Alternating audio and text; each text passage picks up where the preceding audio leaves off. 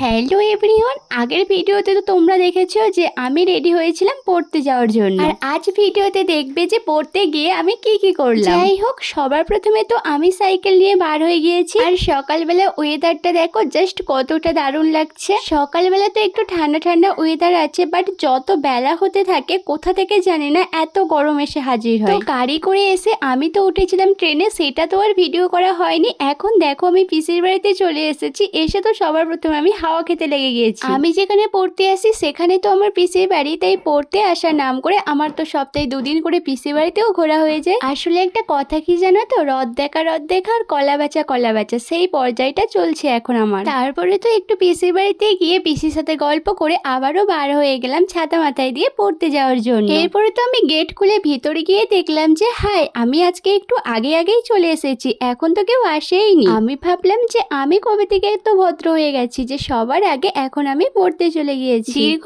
কয়েক ঘন্টা পড়ার পরে এবার তো রওনা দিলাম বাড়ির পথে। সোজা ট্রেন ধরে চলে এলাম বাড়িতে। এত গরমে বাইরে থেকে এসে তো আমি পুরো টায়ার্ড হয়ে গিয়েছিলাম, তাই সবার প্রথমে ব্যাগগুলো রেখে দিয়ে তো আগে আমি পাখার তলায় বসে পড়লাম। বাড়ি ফেরার পথে বোন ফোন করে বলেছিল ওর জন্য একটা খাবার নিয়ে আসতে, তাই ট্রেন থেকে ওর জন্য এই খাবারটা নিয়ে আসলাম।